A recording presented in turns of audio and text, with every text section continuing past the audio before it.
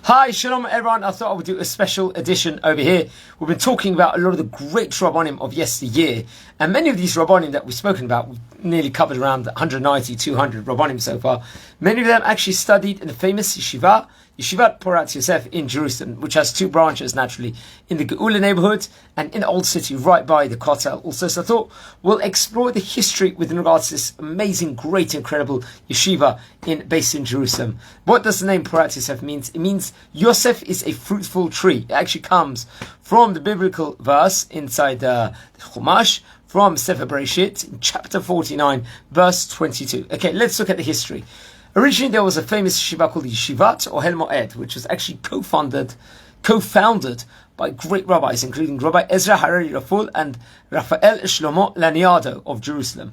This was back in the year 1904. This 120 years precisely from the time of recording this, and this happened to be the forerunner to Yeshivat Porat Yosef. The great Rabbi Harari Raful also opened another yeshiva in the year 1918 that will eventually merge with Yeshivat Porat Yosef in 1923, 101 years ago from now, the time of recording. What's so interesting is the cornerstone for the Yeshivat Porat Yosef was laid in Jerusalem's Old City originally in the year 1914, 110 years ago. There was a great philanthropist of the name Yosef Shalom, who was from Baghdad, from Calcutta, who originally bought the site overlooking the Temple Mount with the intention of building a hospital. That was his original kavanah, his original intention. However, he wrote to Chacham Yosef Chaim, the great rabbi, the Rebbe Nishchai of Baghdad, who we've spoken about before, asked his opinion on it.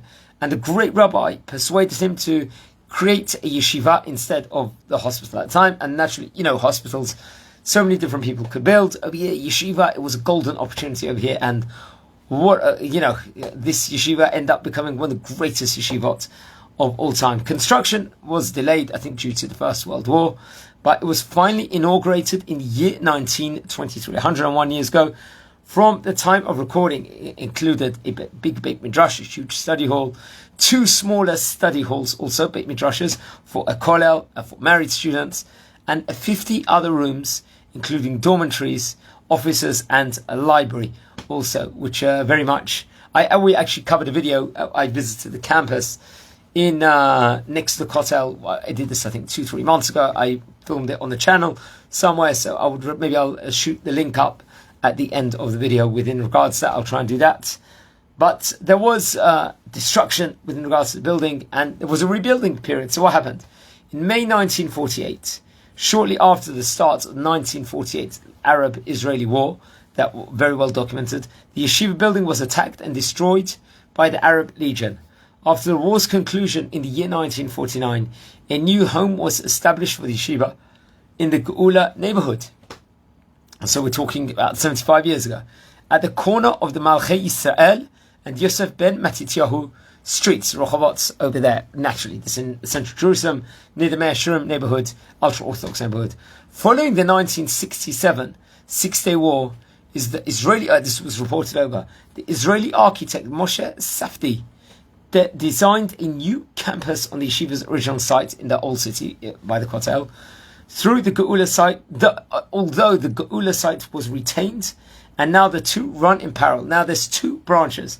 The new building the new building based on the original design blends tradition with modern styling, both texture and modern styling over there. Beautiful, beautiful building. Within regards to this was, and I believe it's 6 stories, seating 450 Talmidim. And it's covered by large semi-transparent dome, which permits light to enter by day, while at night it glows with interior illumination. That's how this great building is actually described of. Also, modern styling, blends tradition, and original design was also kept. Okay, so what's the curriculum of the yeshiva? What do they actually learn throughout the day? The yeshiva bases its curriculum, this reported over, by the study, naturally, of the Gemara, with Poskim, where we look at the great Jewish law, and the commentaries on the Shulchan Aruch, the code of Jewish law, naturally.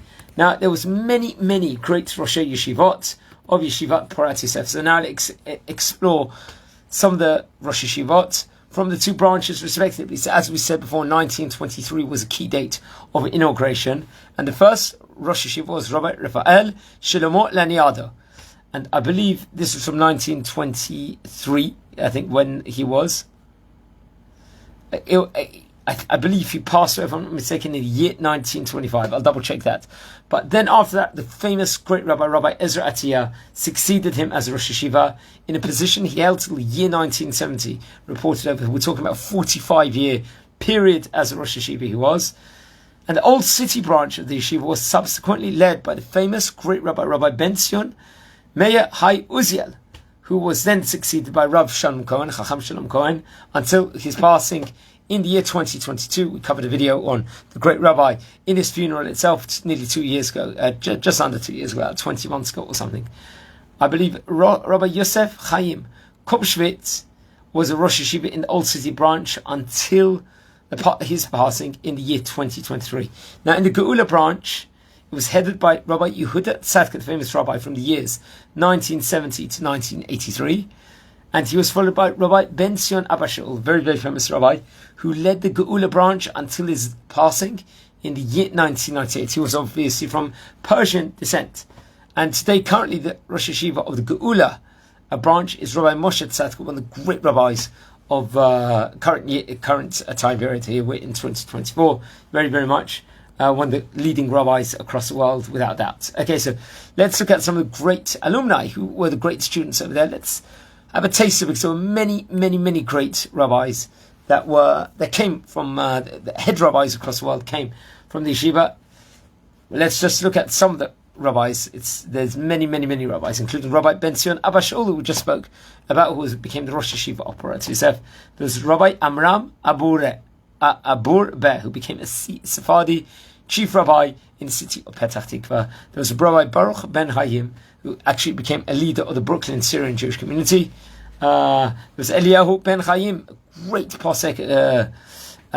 He is the chief rabbi, let's just say, of the Jewish Mashadi Persian diaspora in Great Neck. It's a community that is close to my heart.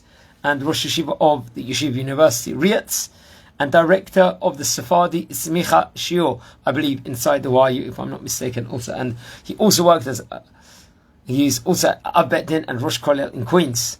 Also famous spiritual leader, the head of the party Shas, number one, not necessarily the spiritual leader, but the head of the political party itself, on the top position, the leader of the Shas party, Ari Deri, also Rabbi Mordechai Eliyahu, who would later on become a Sephardi chief rabbi of Israel. Rabbi Yitzhak Kaduri, he came from there. He was a great Sephardi Kabbalist also. Rabbi Tzion Levi, he was a chief rabbi, he became, of Panama, Sephardi chief rabbi over there. I think he lived between the years 1925 till the year 2008. Then there was Rabbi Isaac Saka, who was a Sephardi chief rabbi of Buenos Aires of Argentina, where we've spoken about an Argentinian rabbi before. The famous leader, another leader of the Shas party, Eli Ishai, also we talked about before, and leader of the Ha'am Itanu also, which is interesting enough. Also, not to mention Rabbi Yehuda Tzadka, another great rabbi also, would later on become the Rosh Yeshiva Porat Yosef. We covered a video on him at one stage. Of course, the famous Rabbi Chacham Ovadia Yosef, great Sephardi chief rabbi of Israel. He also studied in Porat Yosef. And Rabbi Yitzhak Yosef, who's current chief rabbi at the moment of Israel, present here in 2024. He also studied in the famous Porat Yosef Yeshiva, also in Jerusalem. So I really recommend everyone to watch it, to check information on it, and it's interesting enough. If you're coming to Jerusalem, you visit the two yeshivot itself, the two Beit Midrashes, the one in Geula and the one also in Old City of the Kotel. I strongly recommend it, and donate to the places. And these are the real sites of Israel that are worth visiting. I very, very much recommend it. I want to wish you all a good night. I hope this was thought-provocative and informative. Please don't forget to drop a comment, and take care. Have a great night.